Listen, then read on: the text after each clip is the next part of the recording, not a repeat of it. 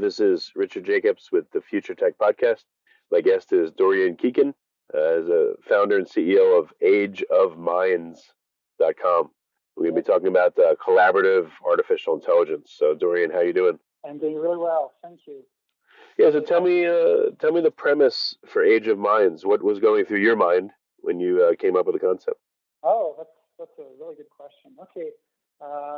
Well, it's going to be actually a bit of a long story. I have a long story on this one. I've been doing video games for the past, something like 16 years, right? Including 8 years of them at BioWare, which is a really well-known video game company. There's other people behind, for example, the Mass Effect series or Dragon Age, right? Or Baldur's Gate back in the day. And so it kind of happened in stage. The first one is I co-founded the Bar Montreal studio, which was, the mother studio was in Edmonton back in 2009. It grew from 0 to, 100 plus people. I really, really enjoyed doing that. That's kind of the moment where I realized that, well, maybe entrepreneurship is my thing, actually. And another thing happened in parallel is I had one of my really good friends who used to work in the AI industry, and later he'll be going into the industry back about also a decade ago, and he was, working on advanced semiotics. And back then, we were already talking about how much, video games and AI have to bring to each other. Mm-hmm. But what was really kind of a thing, the catalyst that maybe changed industry to some extent, was in 2014, my first daughter was born. Okay. And suddenly, I didn't care very much about shipping the next game of the year or even selling, really good games. I mean, I was working on games like Mass Effect 2, there'll be people killing to get it to my position like I had, and it was super comfortable. It's just like, I didn't see how this would impact the life of my daughters, which kind of became really my big party in life. I had kind of a sort of parent moment. And I think it's for a greater purpose to some extent. And this is the moment where I started to have kind of a large thinking introspection of what are the things I should be working on to make sure that the lifespan and, the happiness of my daughter are as positive as possible. And, obviously outside being a good parent, which is very important, I came to a following conclusion. Is I saw 5 big threats or things that we need to work on as a humanity. The first one was AI ethics, and I think you can already start to see the link to the company I'm doing. Okay. The second one is energy. So energy can be explained in a very simplest way, is we're consuming more energy than what the Earth can provide. And we need to solve that, otherwise we'll have big trouble. You have obviously other people working on this, like, not to give a good example, obviously. Solar will gain us time. Long term, we need to harness. Anyway, energy is a big thing. Okay. Third one is drinkable water. By 2025, the drinkable water reserve of this world will be gone. By early 22nd century, everything will be gone. And humans do not fare really well without drinkable water. Now, don't get me wrong, there are good things going on from a technological point of view. Maybe you covered it or not in this podcast. For example, we can transform water into drinkable water. It just requires incredible. That's the second point, right? Fourth one is waste management, and fifth one is climate change. And don't get me wrong, climate change is not that it's not a big deal, it's that we'll likely die of all the other reasons, right? Okay. Dying of climate change. And so, yeah, I mean, you may be wondering or not, why the hell AI ethics as number one, right? And here there is really something I recommend. I don't know if you're familiar a bit with a blog called Wait But Why. Wait But Why. Wait But Why. I've heard it, but I don't know. No. Super good. It's Tim Urban who is doing it, and one of his superpower at Tim is to vulgarize very more deeper or complex concepts, right? And he did a really, really good one that is called The AI Revolution. Okay. It's kind of his two part, and his second part was Our Immortality or Extinction, kind of, which is really big summary. And I because we'll run out of time and won't go through all of it, but here are some very key concepts. The first one is creating an AGI, so artificial general intelligence, which is an AI that is a more intelligent to us, or even a super AI, is one, not science fiction at all, really not. And you have some big researchers to back this up. The second thing is it may or may not happen during my lifetime, but it is very, very likely to happen during my daughter's lifetime, right? Mm. And by the moment you reach AGI and very quickly beyond, the impact this is going to have on humanity is not a slim one, right? And it's very likely from a prediction it will either help us will reach kind of more utopia or heavily advanced type of society, or it may lead to our extinction, right? Right. So the possibility of this having a neutral impact is extremely slim, right? So, okay. And so that's why it is on number one, is in many ways you can see it as it will heavily help us solve all the other problems, will make all the other problems irrelevant. That's the ethical challenges, in the next time scale, the 10 years time scale. So it's just increase. I mean, when you think about it, it's the very first time that we created kind of another advanced form of intelligence, right? And that is rapidly growing. And when you see how computing power with just quantum computing coming soon, as well as the ability to do cloud computing, we're going to exceed our biological limit extremely quickly, right? And obviously, machine learning was just at the very beginning. Survival learning is a little bit simplistic, but when you see some of the potential behind reinforcement learning, which is what we're in, and then in survival learning, so later on technique, I mean, it's growing extremely fast. So all in all, I'm working in AI, and I decided kind of back then, it was back in 2015, okay, that's the space I need to be in. I need to do something. I need to, even if it's a little bit, try to nudge a bit humanity towards a good direction, right? And kind of for the sake of my dogs. And my conclusion, and this is always heavily debatable, of course, is that within the AI sphere, you have obviously a lot of current day challenges like biases, this one, or explainability of machine learning is another one, and kind of bit more midterm kind of direction. You have all the concentration of power, will be brain power, will be data, and things like that. And the longer term one, the key question I was trying to answer is really, what is the sort of relationship we want to have as humanity towards AGI or beyond, right? Right. And when you think a bit about that problem, you could almost separate it into kind of three big set of scenarios, right?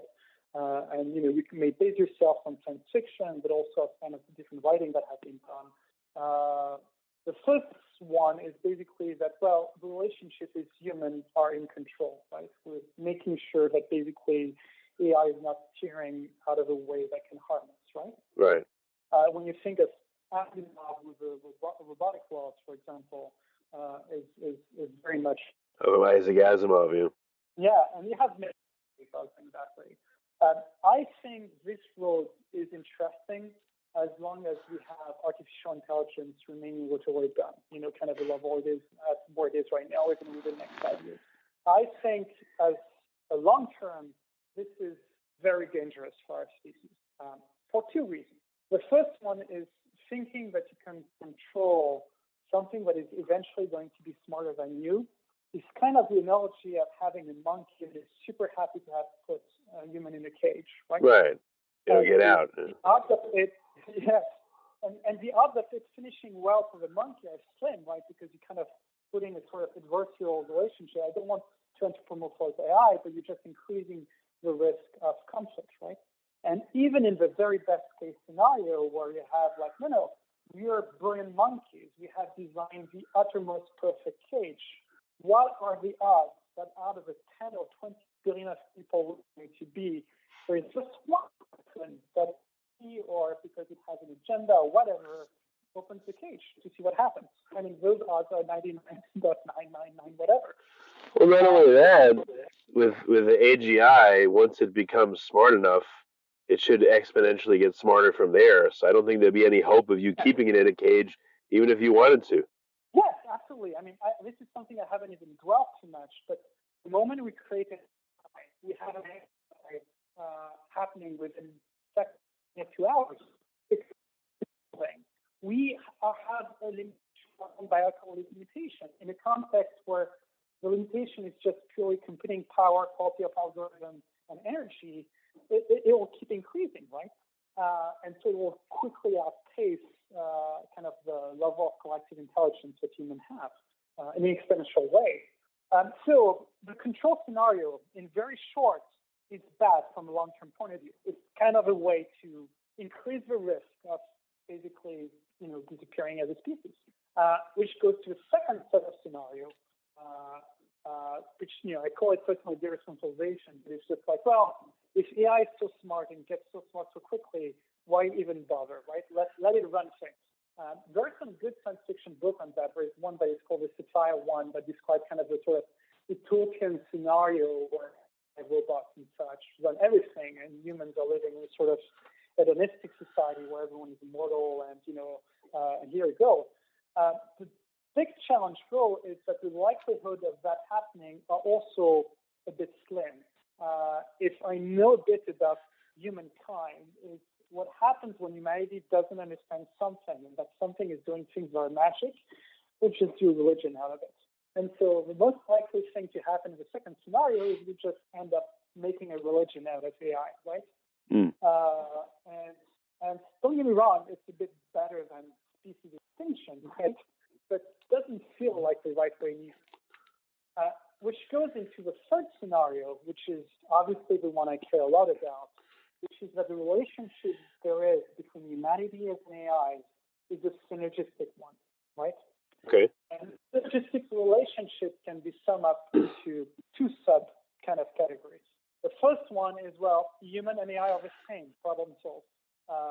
Which is, when you think of it like initiative from Musk, for example, like Neuralink, which is, the brain interfacing, are going into that direction.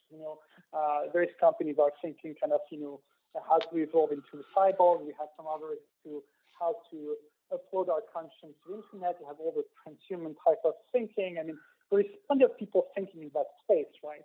It's a really good one because in many ways you're kind of removing kind of all form of conflict, and you're forcing kind of biology to evolve at the same level as technology. So I like that from, again, a species future point of view. The only challenge with that scenario is, or set of scenarios, should I say, is that the prediction, which may change obviously, is it seems that it is more difficult for us to reach this true state of human and AI are the same. It's more difficult than reaching AGI. The level of technology required to reach human and AI are the same is bigger than the one to reach AGI, which means that by the time we reach AGI, there'll be a gap of hours, weeks, years, decades, centuries between the moment we reach human AI scenarios, which is, well, human AI relation, which is human and AI are so much into the loop, where the AI are learning from human, the human are learning from AIs, and both biology as well as technology are constantly increasing and evolving together, that the risk of misalignment between AI and human becomes slimmer and slimmer, right? Okay. And so, obviously, this is what we care about. My purpose, my goal is I want to push as much as possible humanity into building collaborative AI, right? In the short term, because I believe a lot into human augmentation rather than human replacement as a general direction, right, from many point of view, from an economic point of view, from a species point of view. And long term, I see that as a way to heavily reduce the risk of misalignment, right? Okay. And so at that point, you're like, well, okay, all is amazing from a theory point of view, but how the hell are you going to do that, right? So if you look a bit at to modern machine learning, it's really based into three key components, right? The first one is computing power. The second one is algorithm. and the third one is training, right? So obviously computing power with many interesting things happening with quantum computing. It's also a domain that is heavily dominated and Amazon right now, major research. It's also a big domain of academics right now. And a lot of startups and companies get created on the third one, which is the training one. This is wherever it's a massive amount of points, right? Okay. And within training, I mean, again, I imagine people listening to podcasts are a bit familiar with what is going on in training, but you have obviously multiple training techniques, right? The first one, which is the most common one today, is supervised learning, and more probably supervised labeling learning, right? And the reason why it's very common is because it's not anymore research and development. It's reality. It's application. It's about finding big data that you can use to, make some sort of prediction or calculation. And so, we're very much into right now. If you look at the vast majority of AI companies, probably more than 80% of them are about training on big data, right? And so supervised learning is, I'm sorry if I vulgarize it bit, but it's basically the AI is learning by example, right? Right. You show 5 pictures of a cat to an AI, and you want to understand what a cat is. You show it 5 million pictures of cats, and it's capable to recognize cats, right? Sometimes beyond a human level, right? You could have, very well trained AI would be like, well, that vector is cats, and you'll be, oh, really, for me, it's vector, right? But there's a second technique which, for me, interests me a lot. That is still a bit in R&D phase, even though application has started, which is called reinforcement learning. And reinforcement learning is that basically the AI is learning not by example, but by trial and error. You put it in an environment with a system, and it will try, fail, learn, trial, fail, learn, and we'll do that. Again, similar to the other one, they need to do that millions of times before providing some really good results, right? Mm. And so the story I often tell that you probably know about it is yeah, I've heard about DeepMind. Yeah, it beat the world's best Go player, right? Yes, and absolutely. That was back in 2015. But what was interesting is the model they had in 2015, they did a new version that is called AlphaGo Zero. Okay. AlphaGo Zero was trained without a single human example. It was trained by just playing against itself in a virtual environment and playing like 5 million times against itself, right? Right. That version, it beats the previous version 100 to 0. Wow. And when you talk to people who are professional Go players, they're like, the version of 2016 was really, really good human player. The version of 2017 is absolutely alien. It does things that you don't understand, and with extraordinary results, right? Mm-hmm. So that's the state of the art where we can reinforcement learning. But you see a bit the potential of reinforcement learning compared to supervised learning, right? Right. And this is what interests us a lot, because the best environments to train on reinforcement learning today are video games. What would you call AlphaGo Zero? Is that reinforcement learning, or what is that? Yeah, it's reinforcement learning based, because it was playing against itself in an environment with a reward system. Okay. Gotcha. And so what you see today is that Microsoft is very much games, because these games provide that environment where an AI can train, fail, and try again and do reinforcement learning. Right. But today's applications are slim in the sense that you basically training an AI to be really good at a video game. And so the end result is you have an AI that is really good at playing video games. That's awesome, but that's not how you're going to have, more bigger societal impact, right? And so our premise as a company is what happens if you build specifically a video game to be for AI training purposes. So right from the get-go, the video game is basically built to specifically train AIs on reinforcement learning and to train them on concepts that can be generalized outside video games. And this is where it gets really, really interesting. Okay. One of the big things that we realize is that, and that goes back to collaboration, is that if you want to train an AI to collaborate with humans, you don't have any ways with data today. Right? It's not the data to talks with Siri or Alexa, whatever, will be good enough for you to be able to train to the next steps. Right. It's also not current video games that will be able to help you because the relationship you have with AIs and games is so primitive that you cannot use that as a training ground. So what we're doing is we're actually building two things. We're building, on one hand, a video game that is about human-AI collaboration, which is absolutely new genre of game.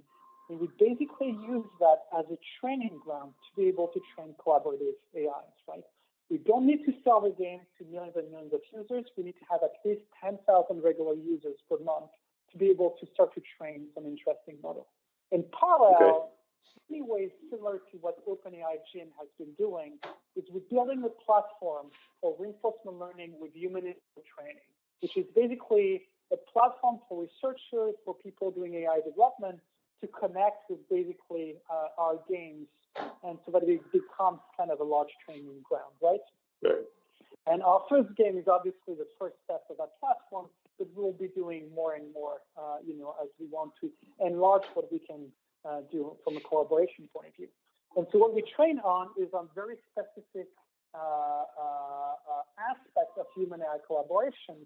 So our long-term goal within 5 to 10 years is to become the standard for human to AI collaboration based on reinforcement learning. So what needs to happen in order for humans and AIs to collaborate? What does it look like? What's a model for it? So if I'm going to enter a bit into a video game theory, right? For human and AI to collaborate, you need to have the following dynamics. You need to have the AI do things that are impossible for the human. So the human is incentivized to collaborate with the AI.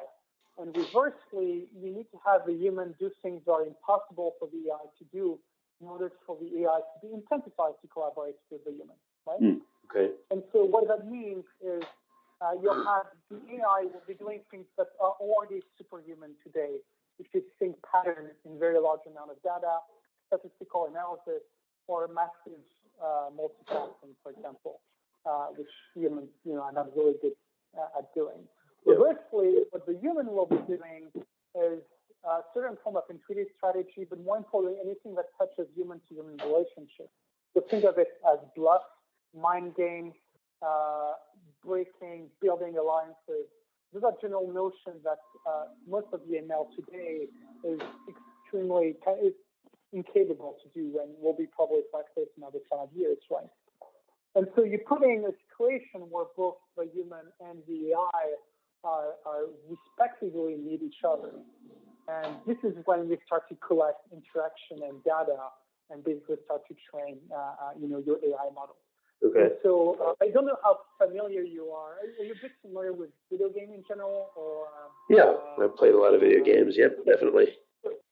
So let me take an example of a very famous and common video game to try to explain a bit what would that mean, right? Take Starcraft. Right? Yep, I played it. If you take Starcraft is based on you can kind of separate into the following key notion. You have a component of strategy, you have a component of tactics, you have a component of micromanaging units, and you have a component of right? Yep. The very vast majority of humans are actually good at doing right within those components. So for example, you could be a player who is really good at the high-level strategy and managing your base, and you're kind of devolving most of your cognitive resource to it. And, you really know managing your base, and then you select all your units and you tell them, hey, you go fighting, right? Or in the opposite, you're a very kind of skirmish type of player, really good at developing tactics and different skirmishes. You're micromanaging like your 40 units unit by unit, but your base is badly managed, right? There's like plenty of wasted resources. In order to, so the vast majority of players are just good at certain things, except for pro players. So let's take the top 1%, it's not the top 0.1% of players from Starcraft, which are pro players. They're capable to play on 3, if not 4 other dimensions, right? Like managing like crazy base, we're having crazy strategy and tactics and managing like 40 micro units all at the same time, right? If you're doing this with kind of an AI system, if you will, or an AI that collaborates with you, what happens is that any basic players become suddenly a pro player. Because what happens is that a part of what you're doing is really delegated to the AI.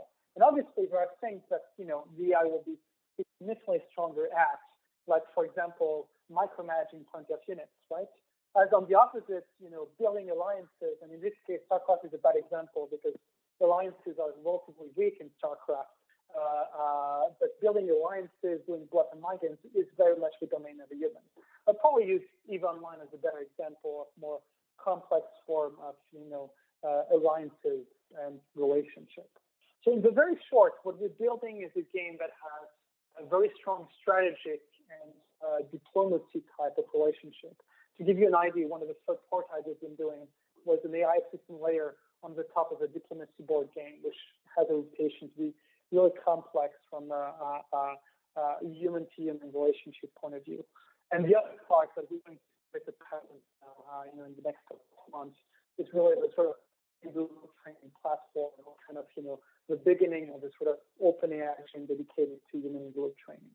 No, you're going over StarCraft and the different strategies and everything, and then the possibility of machines being able to manage the tactical aspects, while maybe a human player would do the high level strategy and direct it and get feedback from it. Yeah, that's correct. So I took Starcraft as an example because it's one that people can relate.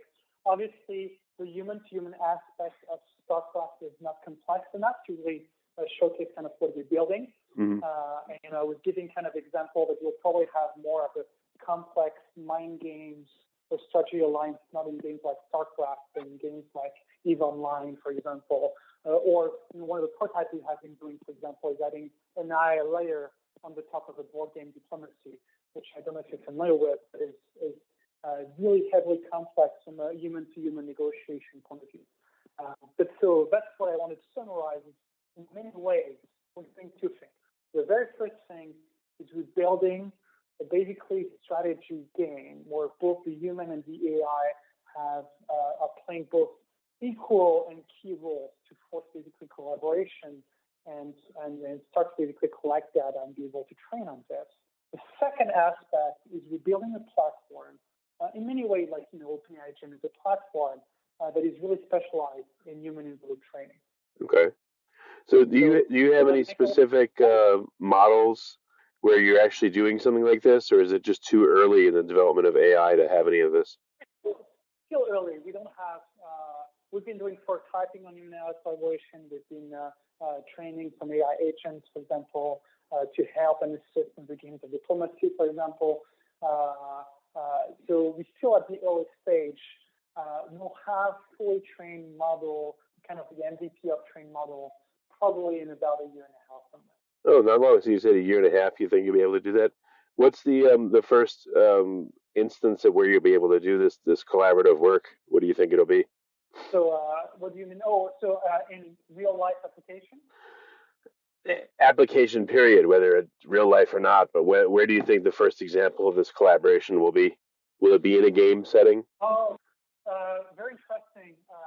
So I don't see that being. So I think the first application, it depends. We have many conversations going on right now.